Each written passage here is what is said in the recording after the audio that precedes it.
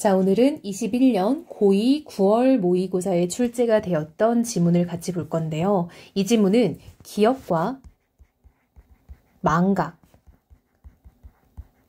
대한 글입니다. 그래서 기억을 긍정적으로 여기는 피테라는 철학자와 망각을 긍정적으로 여기는 니체라는 철학자의 의견 차이를 우리가 읽게 될 겁니다.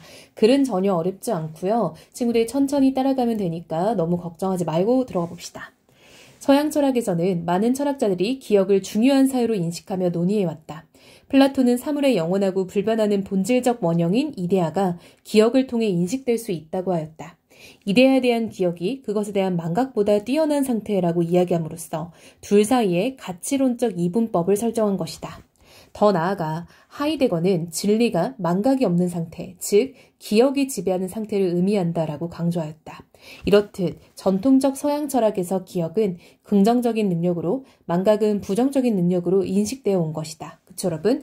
플라톤 역시 이데아가 기억을 통해 인식될 수 있으니까 이거는 좋은 거고요. 두 번째, 하이데거 역시요. 진리가 망각이 없는 상태다. 한마디로 기억이 지배하는 상태다 라고 말을 함으로써 역시 기억은 긍정적인 거다라고 봤다는 거죠. 이와 같은 철학적 사유는 기억을 긍정적으로 보는 철학적 사유인 거죠. 피에테는 자기의식이라는 개념을 체계적으로 확대하여 설명하는 과정에서 기억을 세계 경험에 대한 최고 수준의 기능으로 인식하였다. 그는 피에테죠. 어떤 대상에 대해 A는 A이다 라는 명제에 의거하여 주장을 할 때 나는 나이다가 성립해야만 한다고 생각하였다. 이는 동일성을 주장하는 의자는 의자이다와 같은 명제로 이해할 수 있다. 예전에 친구와 같이 앉았던 의자를 보았을 때 우리는 이 의자가 바로 그때의 의자라고 주장할 수 있다. 즉 A는 A이다 라는 명제는 과거의 A가 현재의 A이다 라는 주장으로 현실화된다. 그렇죠 여러분? 이게 포인트입니다. A는 A이다 라는 거를 우리가 표현을 해내려면은 그것은 결국 과거의 A가 현재의 A와 같다 라는 말이 성립이 돼야 된다라고 본대요. 따라서 여러분 과거의 A와 현재의 A가 같으려면 뭘 해야 돼요? 그렇지. 결국은 기억을 해야만 한다라는 거를 얘기를 하겠죠. 도대체 왜 이러는지 모르겠어요. 이거 줄이. 그쵸? 이거 환장하겠어요. 그쵸? 자, 여러분 이렇게 그냥 할게요. 이러한 주장이 가능하기 위해서는 과거의 의자를 기억하고 있어야 하는 것이 전제. 그렇죠? 쌤이 금방 말했던 거죠. 이는 과거 그 의자에 앉았던 자신을 기억하는 것과 마찬가지라는 것이다.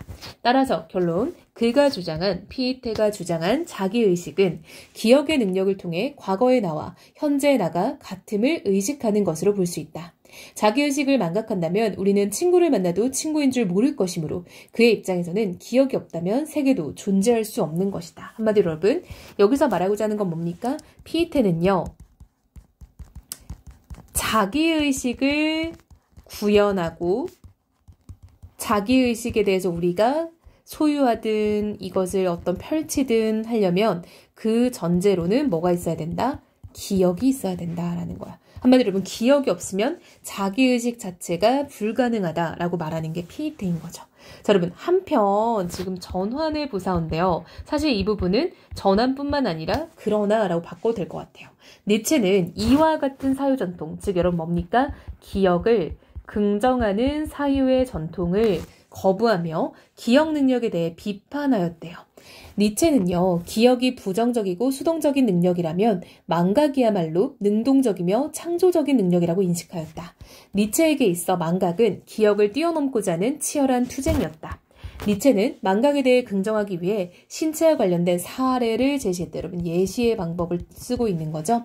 새로운 음식을 먹으려면 위를 비워야 하며 음식물을 배설하지 못한다면 건강한 삶을 살아갈 수 없듯이 과거의 기억들이 정신에 가득 차 있다면 무언가를 새롭게 인식하는 것은 불가능하다고 주장하였다.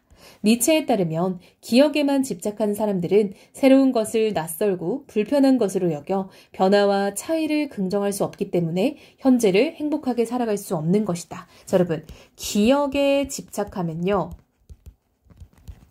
현재가 행복할 수 없다라는 거는 불행하다라고 볼 수 있겠죠. 한마디로 우리가 기억을 하지 않고 뭔가 새로운 것들을 계속 받아들여야 되는 건데 기억 속에 지금 여러분 기억이라는 거는 어떤 익숙함이라는 키워드하고도 유사하겠죠. 익숙한 것을 추구하다 보면은 현재가 불행해진다라는 거죠.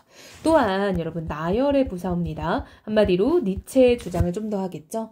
건강한 망각의 역량을 복원하기 위해서 궁극적으로 순진무구한 아이와 같은 모습이 되어야 한다고 주장하였다. 예를 들어 여러분 예시입니다. 아이가 바닷가에 놀러가 모래성을 만들었을 때 이것이 부서지더라도 슬퍼하기보다는 웃으면서 즐거워할 것이라고 보았다. 아이는 그 자리에서 다시 새로운 모래성을 만들 수 있음을 직감하기 때문에 부러진 모래성을 기억하면서 좌절하고 우울해할 필요가 없다는 것이다. 이렇듯 니체에게 아이는 망각의 창조적 능력을 되찾은 인간을 상징하였다. 자, 그러면 아이는 어떤 존재냐면요. 순수해서 뭔가를 잃어도 금세 회복하는, 그쵸? 어떤 회복의 존재라고 지금 표현이 되어 있습니다. 결국 니체는 현재를 행복하게 살아가기 위한 능력으로서 망각을 긍정적으로 바라보았던 것이다. 그러나 여러분 역접입니다. 니체가 인간이 가진 기억 능력 자체를 완전히 제거하자고 주장했던 것은 아니다. 좀 오해하면 안 되죠? 철저한 망각은 현실적으로 불가능할 뿐만 아니라 현재를 향유할 수 있도록 어느 정도 지속되는 기억이 필요했기 때문이다. 한마디로 기억의 필요성은 인정하는 거죠. 마치 음식이 위에서 전혀 머무르지 않고 바로 배설된다면 건강한 삶을 살 수 없는 것처럼 말이다.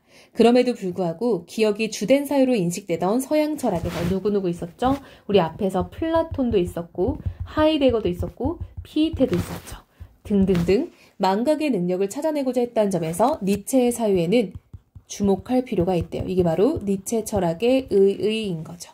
자, 그럼 니체는 망각을 긍정한다는 점에서 이전의 철학의 방향과는 다른 방향을 보여줬다라는 거 우리 친구들이 캐치하면 좋을 것 같고요. 글은 정말 어렵지 않기 때문에 천천히 따라가면 될 것 같습니다.